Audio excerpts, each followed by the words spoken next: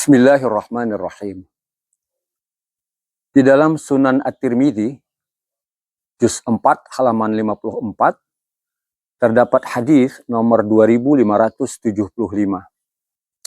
Hadis ini diriwayatkan oleh Yahya bin Musa, dari Muhammad bin Ubaid, dari Aban bin Ishaq, dari As-Sabah bin Muhammad, dari Murrah Al-Hamadani, dari Ibnu Mas'ud radhiyallahu anhu. Baginda Nabi SAW bersabda, "Istahyu minallahi haqqal haya." Artinya, malulah kalian kepada Allah dengan sebenar-benar malu. Kemudian, baginda Rasul yang mulia menjelaskan bahwa ternyata konsep malu yang sebenar-benarnya malu kepada Allah itu adalah 4 perkara. Pertama, kata Rasulullah, apabila engkau menjaga kepalamu dan segala pikiran yang ada di dalamnya. Lalu kemudian yang kedua, engkau menjaga perutmu dan apa yang kau masukkan ke dalamnya. Lalu kemudian engkau ingat mati, takut mati, karena takut ada kemungkinan siksaan sesudah kematian itu. Yang keempat, barang siapa orang yang menginginkan akhirat, maka ia harus mengenyampingkan urusan dunia. Kata Rasulullah, kalau engkau sudah menjaga yang 4 perkara itu artinya adalah engkau benar-benar malu kepada Allah dengan malu yang sebenar-benarnya. Kaum muslimin yang mulia, hadis tadi diawali dengan kata-kata istahyu, artinya malulah kalian. Jadi babnya malu. Istahyu itu adalah fi'il amar dalam bentuk jamak yang asalnya istahya, yastahyi mudhari'nya. Malulah kalian kepada Allah dengan sebenar-benar malu. Nah, untuk suku kata istahya ini, mari kita melihat ayat lain. Kita ingin mengambil pelajaran dari 2 ayat yang lain. Ayat pertama bunyinya begini. Innallaha la yastahyi ayyadhriba mathala. Itu artinya, sesungguhnya Allah tidak malu untuk membuat perumpamaan. Jadi yastahyi di sini artinya malu. Tapi mari kita lihat ayat kedua. Ayat kedua ini adalah firman Allah yang menceritakan tentang Fir'aun yang ingin membunuh anak-anak Bani Israel yang lahir pada tahun itu kalau laki-laki. Kalau perempuan tidak. Mari kita lihat ayatnya. Yuzabbihuna abna'akum wa yastahyuna nisa'akum. Nanti akan kita bahas adalah kata-kata wa yastahyuna nisa'akum. Ternyata untuk ayat ini, lebih khusus sebenarnya untuk suku kata wa yastahyuna ini, ulama terbagi kepada 2 kelompok. Jadi ada ulama berbeda memaknainya. Kelompok pertama begini terjemahannya. Yuzabbihun abna'akum wa yastahyuna nisa'akum.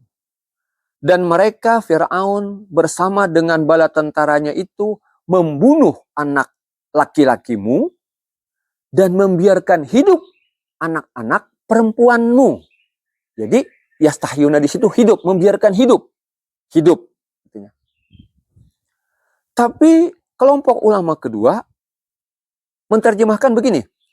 Dan mereka Fir'aun bersama bala tentaranya itu membunuh setiap anak-anak lelakimu. Lihat kata wa yastahyuna itu dan mempermalukan anak-anak perempuanmu. Jadi ada 2 makna. Yang pertama diartikan, kelompok ulama pertama mengatakan artinya membiarkan hidup. Kelompok ulama yang kedua menerjemahkan dan mempermalukan. Sebagian ulama menjelaskan apa yang dimaksud dengan mempermalukan di sini. Jadi kalau anak laki-laki sepakat oleh Fir'aun dan bala tentaranya dibunuh, kalau anak perempuan tidak dibunuh, tapi dipermalukan. Seperti apa? Ada anak perempuan yang lahir pada tahun itu, kupingnya dipotong, hidungnya dipotong, pipinya disayat, dilukai. Tentu kan perempuan malu ketika ada cacat seperti itu. Mari kita lihat, kita kembali kepada makna yang berbeda tadi. Sekelompok ulama menerjemahkan membiarkan hidup, artinya hidup. Yang kelompok kedua menerjemahkan mempermalukan. Mari kita tinjau dari perspektif ilmu balaghah. Di dalam ilmu balaghah itu, antara satu kata dengan kata lainnya, itu biasanya ada relevansi, ada hubungan, ada alaqah.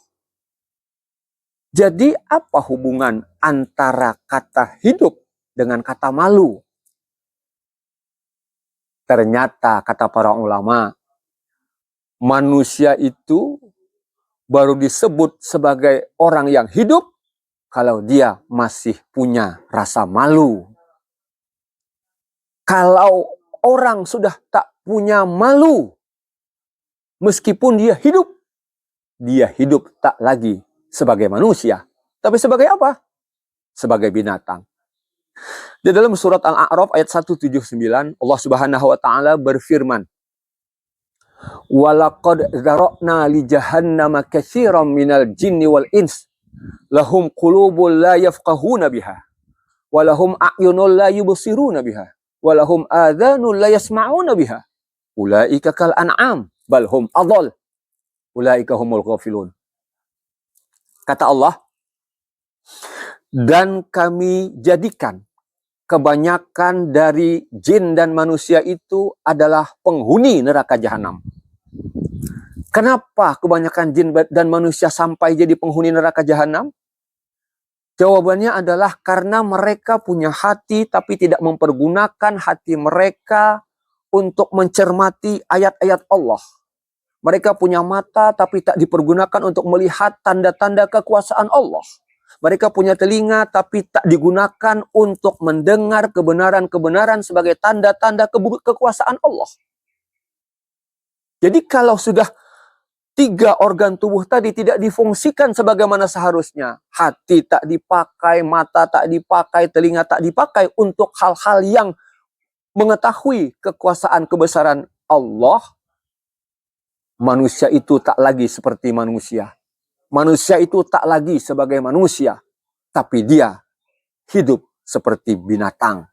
Balhum adall, kata Allah. Bahkan mungkin saja mereka lebih hina, lebih rendah daripada binatang. Ulaika humul ghafilun. Mereka itulah orang-orang yang lalai.